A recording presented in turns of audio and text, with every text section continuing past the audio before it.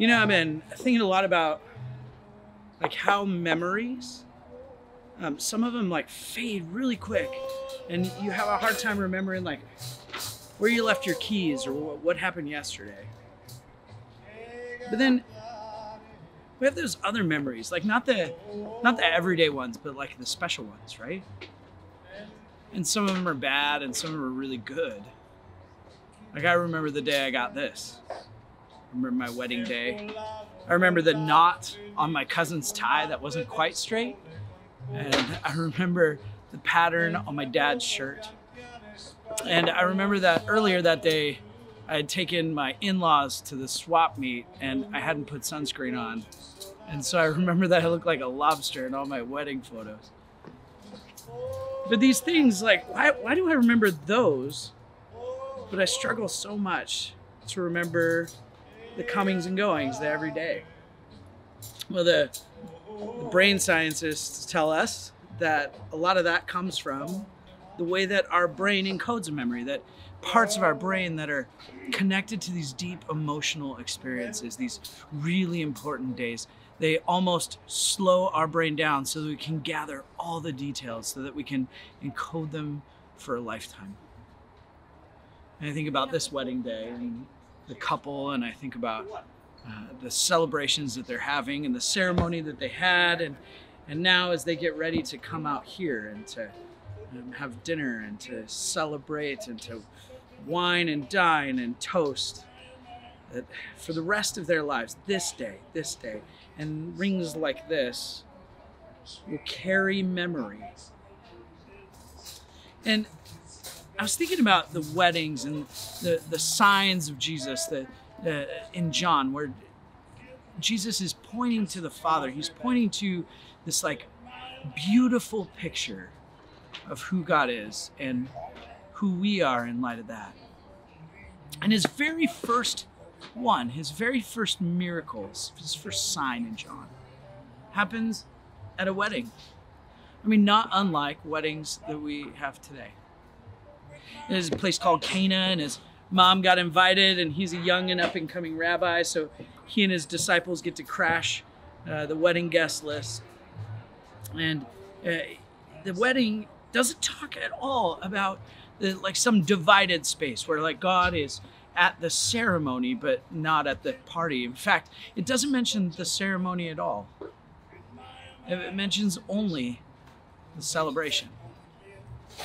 And so Jesus and his disciples are hanging out, and they realize at this celebration that there's no more wine. And for them in that day would be a huge insult that they hadn't planned enough for the entire celebration. Probably the servants who were getting ready for the day's celebration in that evening had known, I'm guessing, before. But when it ran out, it was awkward. It was this moment. And Mary, seeing that there's trouble, Jesus' mother says to the servants, do whatever he asks. And she goes to her son and she says, hey, they're out of wine. Huge insult. And Jesus says, what is it between us? Why is it our issue? My hour hasn't come. And Mary, knowing that her son is a softie and the Son of God, says to the servants, do whatever he tells you. And so Jesus, it says that he saw 6 stone vessels that were used for ritual washing, religious elements. And he tells the servants, fill these with water.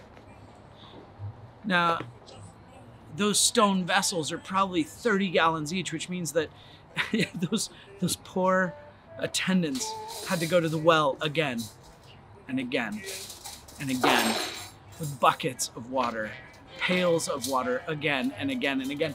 And they have no idea what's going on. They only know that this new rabbi told them to fill the ceremonial cleansing stone jars with water. And I wonder, like, what was going through their mind as they made those many trips. And yet, at the very end, he says, now draw some water and take it to the attendant. And so they draw what they thought would be water, and they take it to the attendant, and it turns out that what was water had become wine. That these stone vessels used for purely religious purposes have now become the life of the party. That now religion has been turned into something that is ceremonial and now has become a means of celebration. And so the attendant, he calls out the groom, the chief attendant, he calls out the groom, and he says, well, most people, they give the best wine first, and then they save the cheap stuff for when everyone's already drunk. But you've saved the best wine for last. And I think about those memorable days, and what makes them special is this relational connection, this love, this grace that we all share with each other. And I think about all the people who are going to be at these tables tonight and on that dance floor, and they are going to be celebrating, and they will encode in their memories love and grace. And I think it's no accident that Jesus takes the religious things and makes them into vessels of celebration and means of love and grace.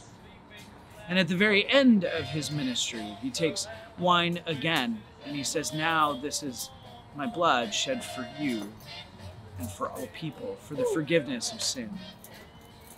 And again, he rescues a wedding, only this time it's God's wedding for all of humanity, that we become the bride of Christ, that we become the celebration.